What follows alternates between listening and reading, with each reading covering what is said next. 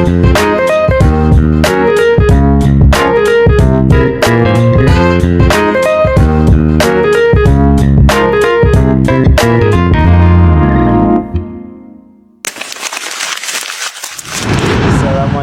warahmatullahi wabarakatuh. Waalaikumsalam warahmatullahi wabarakatuh. Alhamdulillah kita bisa kumpul lagi nih sekarang Ustadz. Alhamdulillah di Nastar, nasihat seputar Ramadan. Alhamdulillah, apa kabar nih sahabat Asifa? Alhamdulillah, semoga puasanya lancar terus ya. Amin ya rabbal alamin. Alhamdulillah, sekarang kita ditemenin sama narasumber Ustadz Abdullah Sulaiman Khondak. Alhamdulillah Ustadz sehat. Alhamdulillah. Terus ada Pak Jayus, Masya Allah. Alhamdulillah. Alhamdulillah Ustadz meneruskan tadi nih yang kajian nih. Yang belum dengerin kajiannya jangan lupa ya, tonton tadi videonya tentang apa namanya manajemen emosi syukur saat musibah. Kan di dunia kerja nih yang sekarang misalkan apa namanya saya kan perjalanan jauh tuh Ustadz, dari Bekasi ke sini, Bekasi ke sini. Apalagi alhamdulillah baru nikah kan. Masya Allah. Nah, apa namanya? Pernah tuh kan kalau saat puasa tuh apa menahan emosi dan marah ya Ustadz. Lagi macet-macetnya di Casablanca. Itu nabrak Ustadz. Gak sengaja terucap kalimat kasar tuh. Itu tuh di bulan Ramadan ini saya tuh puasanya batal atau berkurang kepala saya. Terus gimana sih cara saya agar di puasa ini misalkan saya dapat musibah kayak gitu di jalan tuh saya tetap tenang, santuy, terus apa namanya pokoknya berjalan terus puasanya dengan baik kayak gitu. Gimana sih Ustadz? Baik, terima kasih. Assalamualaikum warahmatullahi wabarakatuh. Waalaikumsalam warahmatullahi wabarakatuh. Baik, sahabat Nastar ya. Ini jadi sesuai dengan pertanyaan tadi, itu setiap orang dari kita itu pasti selalu punya masalah. Ya. Jadi kalau terkait dengan tadi bagaimana caranya, yang satu perlu kita pahami bahwa sesuatu yang tidak menyenangkan itu pasti akan datang. Ya, jadi tidak harus kita yang menyenangkan terus, ya. Tadi kan mungkin sudah ada kesenangannya menikah ya. Masya Allah, tadi dibilang di awal menikah, Masya Allah. Maka hari ini Allah kasih dengan ujian yang berbeda, yang tidak menyenangkan, ya. Jadi biar ada perpaduan di antara keduanya, ya. Supaya ada keseimbangan dalam menjalani kehidupan. Jadi kita yang pertama kita pahami bahwa tadi surah ke-64 di ayat yang ke-11 itu, ma asaba min musibatin illa biidznillah. Dari tadi ya, menikah itu kan kebahagiaan, kesenangan, menyenangkan hati. Tepat sasaran itu ya. Kalau bahasa gampangnya tepat sasaran, ya. Nah, yang kedua yang tertimpa kedua nabrak orang nih, push. Nah, itu kata Allah juga sudah saya tetapkan tuh. Atau baik kita menabrak ataupun kita yang ditabrak orang nih. Nah, itu sudah menjadi ketetapan Allah. Maka ada sesuatu yang singkatnya, maka ketika ada ditabrak begitu, maka kaidahnya langsung di dalam surah kedua ayat 157 jelas, alladzina idza asabathum musibah yang tertimpanya yang tidak mengenakan, ya kan ditabrak nih. Musibah, qalu inna lillahi wa inna ilaihi raji'un. Ya Allah, ini punya Allah dan datang juga dari Allah, Allah yang menetapkan semuanya. Maka lagi kalau dipertegas lagi di dalam surah 57 ayat 22 itu yang tadi saya sampaikan bahwa ma asaba min musibatin ya fil ardi wala fi anfusikum. Nah, baik yang tertimpa pada diri kita ataupun di bumi ini, itu semua sudah dicatat.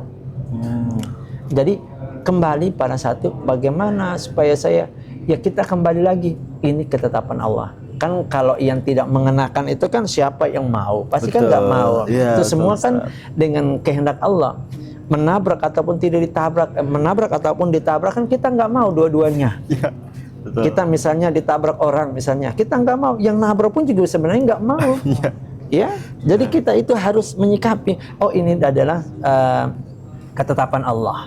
Jadi singkatnya bahwa bagaimana caranya? Satu, kita kembali katakan inna lillahi wa inna ilaihi rajiun. Ini sudah menjadi ketetapan Allah. Kalau yang menabrak misalnya, menabrak dan ditabrak dua-duanya punya perasaan yang sama, itu menyelesaikan masalah itu damai. Tapi coba kalau nggak memahami itu, tadi kan sempat bilangnya, oh keluar dari kalimat saya kalimat tidak layak. Nah, itu satu. Kenapa? Karena kita belum memahami tentang bahwa ini adalah ketetapan Allah. Singkatnya begitu. Oke, berarti karena seharusnya ya emang itu udah ketetapan Allah untuk saya, berarti itu emang yang terbaik berarti ya buat saya. Iya. Alhamdulillah sih masuk banget. Mungkin Pak Jayus ada pertanyaan?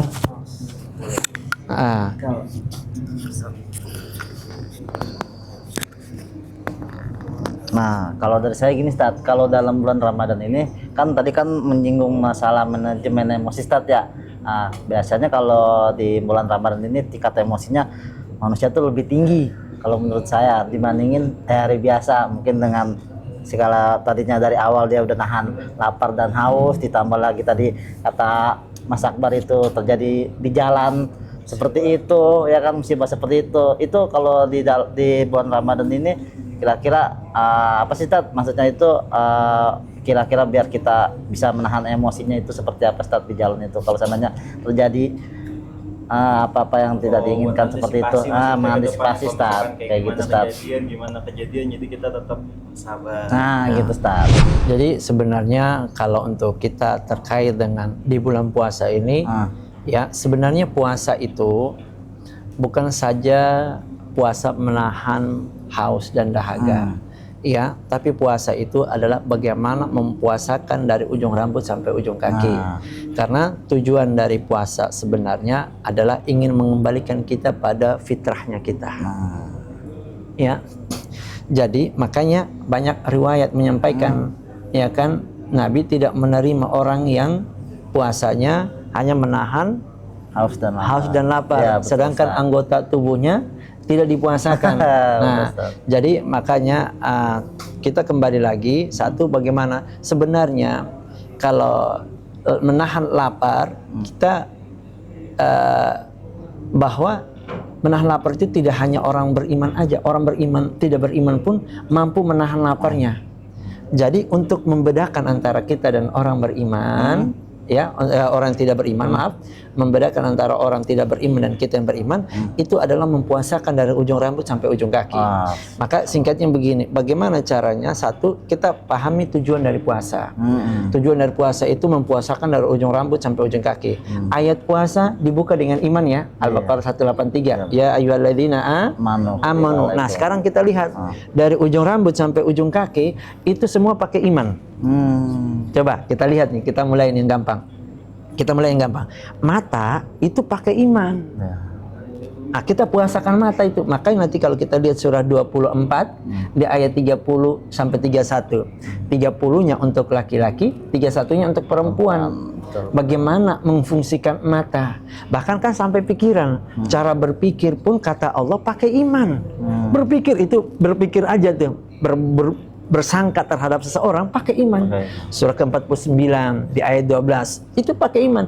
Ya ayyuhalladzina amanu. Nah, ijtanibu katsiran minadh-dhanni. Kalau beriman kata Allah, kalau beriman ya. Nah, pikiran itu mikir yang baik aja. Itu sampai pada tangan. Sampai pada lisan kita, apalagi mulut ini yang tadi sampai keceplosan. Berat banget itu Ustaz kayaknya. Mungkin tangan sih enggak, tapi mulut sudah duluan deh. Itu paling sering terjadi. Betul. Tapi kata Allah, puasakan mulut, puasakan lidah, itu kan ayatnya jelas. Nanti kalau kita 49, surah 49 maksudnya, kita mundur ke ayat yang ke-11, itu kan jelas. Ya ayyuhalladzina amanu, iman lagi. La yaskhar qaumun min qaumin. Jangan manggil satu kaum, atau bahasa gampangnya, jangan manggil orang dengan panggilan yang dia nggak suka. Betul. Itu kan, kalau marah kan pasti yang keluar panggilan yang disukai orang nggak mungkin. Ya, betul.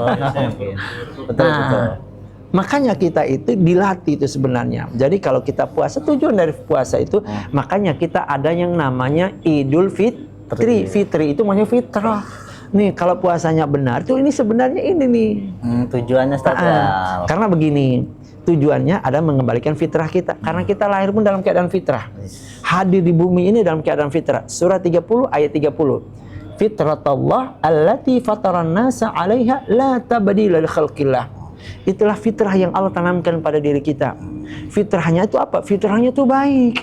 Nah, hadirlah puasa ya supaya untuk mempuasakan dari ujung rambut sampai ujung kaki. Jadi kalau tadi bagaimana caranya? Kita sadari saya bukan sedang berpuasa menahan lapar dan haus, tapi saya sedang berpuasa menahan lisan supaya tidak menyakiti orang. Ya, jadi kalau kita padukan keduanya tentang musibah dan bagaimana ini, ya satu kita yakini bahwa satu musibah pasti akan menimpa saya, maka saya harus sabar, harus sabar tulisan. Jadi dapat tuh satunya musibah, satunya bagaimana itu menyikapinya. Ya udah, satu karena musibah pasti, yang satunya musibah pasti, maka saya puasakan lisan saya. Begitu.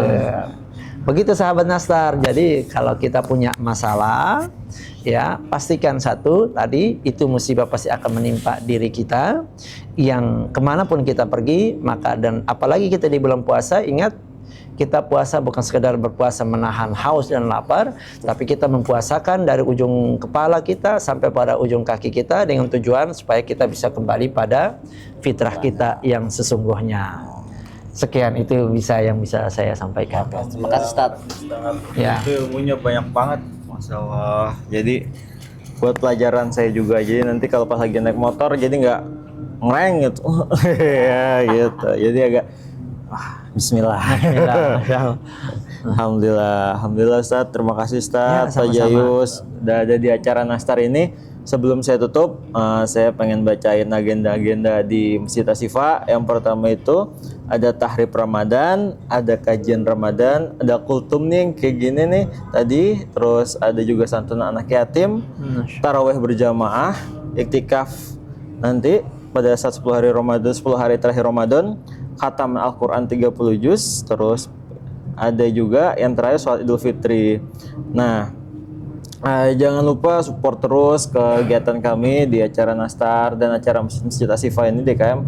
Semoga yang menonton diberkahkan oleh Allah Subhanahu wa taala, disehatkan badannya, dipanjangkan umurnya dan dilancarkan rezekinya yang banyak, yang barokah. Amin ya rabbal alamin. Sekian dari kami. Wassalamualaikum warahmatullahi wabarakatuh.